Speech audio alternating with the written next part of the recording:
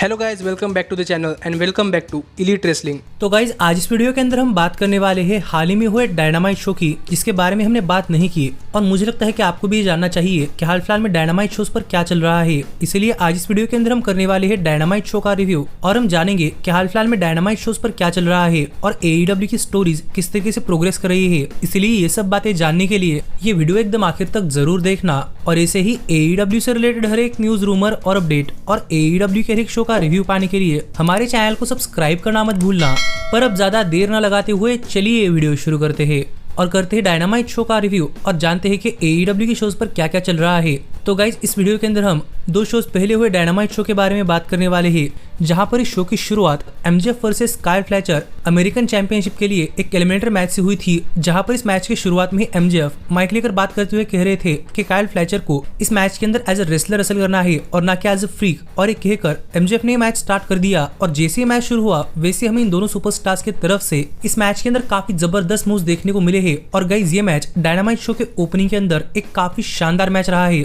जहां पर MJF बार बार Kyle Fletcher के हाथों को टारगेट कर रहे थे, लेकिन काइल फ्लेचर किसी भी तरीके से ये मैच जीतकर अपने आप के लिए अमेरिकन चैंपियनशिप टाइटल शॉट पाना चाहते थे। जिस बीच हमें इस मैच के अंदर काइल फ्लेचर और MJF इन दोनों की तरफ से काफी शानदार मूव्स भी देखने को मिले और ये दोनों ही इस मैच के अंदर अपना 100% डालकर रेसल कर रहे थे। जहां पर एक टाइम के लिए तो MJF ने काइल फ्लेचर के फिनिशर पर भी किक आउट कर दिया, जो देखकर यहाँ पर काइल फ्लेचर काफी फ्रस्ट्रेट हो चुके थे। और काइल फ्लेचर को फ्रस्ट्रेट देखकर यहाँ पर डॉन कैलस आ गए और डॉन कैलस ने काइल फ्लेचर को एक स्क्रू ड्राइवर दे दिया और वो चाहते थे कि काइल फ्लेचर स्क्रू ड्राइवर इस्तेमाल करे, पर काइल फ्लेचर ने करने के लिए मना कर दिया और रेफरी डिस्ट्रैक्ट था। इस चीज का फायदा उठाकर MJF ने काइल फ्लेचर पर एक लो ब्लो लगा दिया और उसके बाद काइल फ्लेचर पर अपना फिनिशर ब्रेन बस्टर लगाकर उन्हें पिन कर MJF ने ये मैच जीत लिया है और MJF स्टिल है अमेरिकन चैंपियन। पर ये मैच खत्म होने के बाद सरप्राइजिंगली MJF ने रेफरी पर टाइटल बेल्ट से अटैक कर दिया और डायनामाइट डायमंड रिंग से काइल फ्लेचर पर अटैक कर दिया। जहां पर हम देख पा रहे थे कि बैकस्टेज में किसी ने विल ऑस्प्रे को उनके लॉकर रूम के अंदर बंद कर दिया था, पर किस तरीके से विल ऑस्प्रे वहां से बाहर आ गए और रिंग के अंदर जब MJF काइल फ्लेचर पर टाइगर ड्राइवर 91 लगाने के लिए जा रहे थे तो इसी बीच यहाँ पर आकर विल ऑस्प्रे ने काइल फ्लेचर को बचाया और ऑस्प्रे को देखकर MJF तो यहाँ से भाग गए। तो अब देखने के लिए मजा आएगा कि आगे चलते हुए ऑस्प्रे MJF का क्या हाल करते हैं। लेकिन इसके बाद हमें डायनामाइट शो पर MJF और जेफ जेरेट के लिए एक हाइप वीडियो देखने को मिला, जहां पर बात करते हुए ब्रायन ने कहा कि ब्रायन को लग रहा है कि जेफ जेरेट ब्रायन पर शक कर रहे हैं कि वो वर्ल्ड चैंपियन नहीं बन पाएंगे और वो रेडी नहीं है। लेकिन इस वीक डायनामाइट शो के मेन इवेंट के अंदर ब्रायन जेफ जेरेट को दिखाने वाले है कि वो कितने रेडी है, जो बात यहाँ पर ब्रायन ने कही। लेकिन इसके बाद हमें शो पर मरिया में एक 1-on-1 मैच के अंदर एक लोकल स्टार को फेस करती हुई दिखाई दी, जहां पर इस मैच की शुरुआत से मरिया ने इस मैच के अंदर उस लोकल स्टार पर काफी तगड़ा अटैक कर दिया और कई बार इस मैच के अंदर टोनी स्टॉर्म की तरह एक्ट भी कर रही थी। और लोकल स्टार ने इस मैच के अंदर अपना कमबैक करने का कोशिश तो की, लेकिन इस मैच के अंदर ज्यादा कुछ नहीं कर पाए और सरप्राइजिंगली इस मैच के आखिर में मरिया ने उस लोकल स्टार पर टोनी स्टॉर्म का फिनिशर स्टॉर्म 0 लगाकर उन्हें पिन कर ये मैच जीत लिया। पर सरप्राइजिंगली ये मैच खत्म होने के बाद यहाँ पर AEW क्रू ने मरिया मे को एक गिफ्ट दे दिया, जहाँ पर मरिया मे ने जब गिफ्ट खोला तो उन्हें यहाँ पर मरिया मे और टोनी स्टॉर्म की फोटो दिखाई दी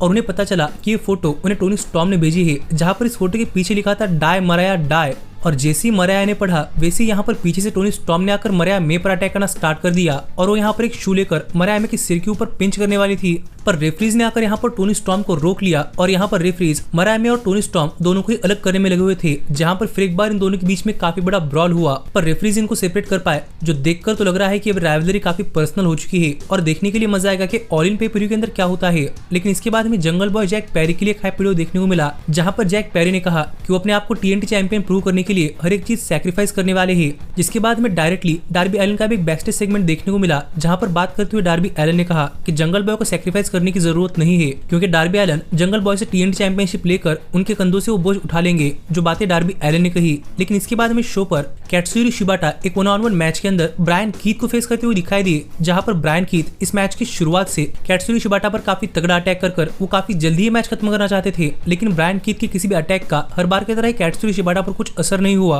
और शिबाटा ने हर बार की तरह ही ब्रायन कीथ पर काफी खतरनाक स्टैकिंग्स करना स्टार्ट कर दिया, जहां पर ये मैच भी एक अच्छा खासा मैच चला और इस मैच के आखिर में कैट्सुरी शिबाटा ने ब्रायन कीथ पर अपना सबमिशन लगाकर सबमिशन के सहारे ये मैच तो जीत लिया। लेकिन इसके बाद क्रिस जेरिको और बिग बिल ने आकर कैट्सुरी शिबाटा पर अटैक करना स्टार्ट कर दिया, जहां पर जेरिको FTW चैंपियनशिप से कैट्सुरी शिबाटा पर अटैक करने के लिए गए, लेकिन इतने में यहाँ पर शिबाटा को बचाने के लिए हुक आ गए और यहाँ पर आकर हुक ने जेरिको और बिग बिल पर अटैक कर उन सबको रिंग के बाहर कर दिया, जिससे अब देखने के लिए मजा आने वाला है कि आगे हुक और जेरिको के बीच में क्या होता है। पर इसके बाद में रेने पिकेट बैकस्टेज में ऑरेंज कैसिडी का इंटरव्यू लेती हुई दिखाई दी, जहां पर बात करते हुए रेने पिकेट ने रिवील किया कि ऑरेंज कैसिडी के पार्टनर्स इस वीक डायनामाइट शो पर नहीं आ पाए हैं तो कैसिडी के पार्टनर्स कौन होने वाले हैं, जिस पर ऑरेंज कैसिडी ने कहा कि उन्हें चिंता करने की जरूरत नहीं है, उनके पास काफी सारे दोस्त थे। तो देखने के लिए मजा आने वाला था कि आगे शो पर कैसिडी के पार्टनर्स कौन होते हैं। पर इसके बाद में रेने पिकेट हैंगमैन पेज का इंटरव्यू लेती हुई दिखाई दी और रेने पिकेट ने हैंगमैन पेज से पूछा कि जब से हैंगमैन पेज वापस आए हैं तब से वो काफी गुस्सा हो रहे हैं और क्या ऐसी कोई चीज है जो कि उन्हें काफी परेशान कर रही है। जिस चीज का जवाब देते हुए हैंगमैन पेज ने कहा कि उन्हें सिर्फ परेशानी एक ही आदमी से है जो कि अपने आप को काफी बेहतर समझता है, लेकिन हैंगमैन पेज उसे हरा कर दिखाने वाले है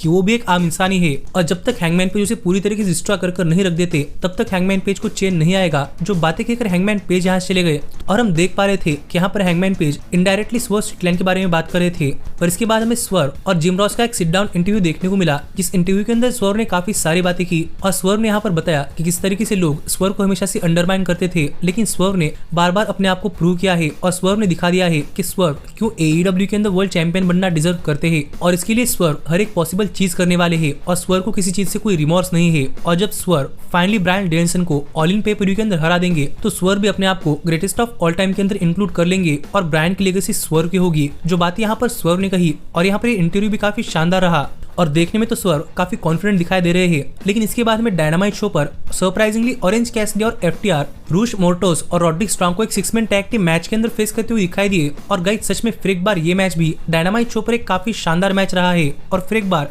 AEW के अंदर मल्टीपर्सन मैचेस काफी शानदार होते हैं, जिस वजह से हम इस मैच के अंदर काफी जबरदस्त और नॉनस्टॉप एक्शन देखने को मिला और कई बार अनडिस्प्यूटेड किंगडम ने रेफरी की पीठ पीछे FTR पर भी अटैक कर दिया। पर इनमें से किसी भी हरकतों का इस मैच के अंदर उन्हें फायदा नहीं हुआ क्योंकि FTR और ऑरेंज कैसिडी ने इस मैच के अंदर एक के बाद एक रॉड्रिक स्ट्रॉन्ग और मोर्टोस को टेक डाउन किया और इनके अंदर आखिर में सिर्फ रूश बचे हुए थे और रूश अकेले फाइट बैक कर रहे थे, लेकिन ऑरेंज कैसिडी और FTR ने तीनों ने मिलकर रूश पर अपना फिनिश लगाया और उन्हें पिन कर अपने टीम के लिए ये मैच जीत लिया। और उनके मैच जीतते ही सरप्राइजिंगली यहाँ पर द क्लेम आ गए, लेकिन उनका माइक काम नहीं कर रहा था, जो देखकर FTR ने अक्लेम से बात करते हुए कहा कि लगता है कि अक्लेम को हिट करने वाले AEW के अंदर सिर्फ FTR नहीं है और एक कहकर FTR अक्लेम के ऊपर अटैक करने के लिए गई। पर यहाँ पर AEW स्टाफ ने आकर इन दोनों ही टैग टीम्स को सेपरेट रखा, तो देखने के लिए मजा आने वाला है कि आगे क्या होता है। लेकिन इसके बाद में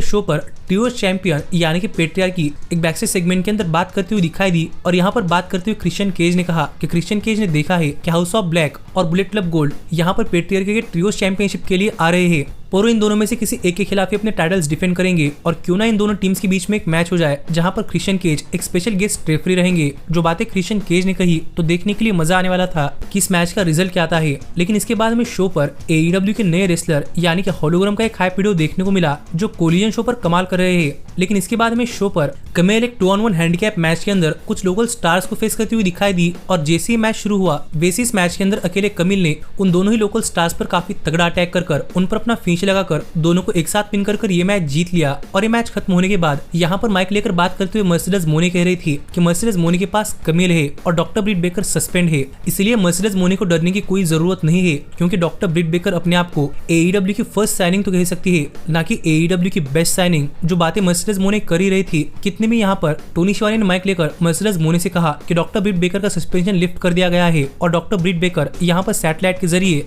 मर्सिडीज मोनी से कुछ कहना चाहती है। जिसके बाद में टाइटन स्क्रीन पर डॉक्टर ब्रिट बेकर आती हुई दिखाई दी और यहाँ पर मर्सिडीज मोनी से बात करते हुए डॉक्टर ब्रिट बेकर ने कहा कि मर्सिडीज मोनी जितना चाहे उतना AEW के अंदर अपने आप को काफी एंजॉय कर सकती है क्योंकि जब डॉक्टर ब्रिट बेकर वापस आएंगी तब डॉक्टर ब्रिट बेकर मर्सिडीज मोनी से हर एक चीज लेने वाली है जो कि राइटफुली डॉक्टर ब्रिट बेकर की है क्योंकि ये डॉक्टर ब्रिट बेकर का घर है और वो सिर्फ वेट करे कि नेक्स्ट वीक डॉक्टर ब्रिट बेकर वापस आकर उनके साथ क्या करेंगी। जो बात यहाँ पर डॉक्टर ब्रिट बेकर ने कही जिसके बाद मर्सिडीज मोनी काफी वरीड दिखाई दे रही थी और देखने के लिए मजा आने वाला था कि नेक्स्ट वीक क्या होता है। लेकिन इसके बाद में शो पर ब्रायन वर्सेस स्वर्व इनके मैच के लिए एक हाइप वीडियो देखने को मिला और आगे मेन इवेंट के अंदर ब्रायन जेफ जेरेट खिलाफ अपने मैच के लिए आते हुए दिखाई दिए। लेकिन इतने में यहाँ पर जेफ जेरेट ने पीछे से आकर ब्रायन पर गिटार से अटैक कर दिया और ब्रायन के एंट्रेंस के दौरान ही जेफ जेरेट ने उन पर अटैक कर इस मैच की ऑफिशियली शुरुआत कर दी और एक नो डिस्क्वालिफिकेशन मैच था, जिस चीज का फायदा उठाकर जेफ जेरेट इस मैच के अंदर ब्रायन पर काफी तगड़ा अटैक कर रहे थे जहां पर एक क्राउड के अंदर भी जाकर रसल कर रहे थे और एक टाइम के लिए जेफ जेरेट और ब्रायन दोनों AEW के बैकस्टेज में जाकर भी रसल कर रहे थे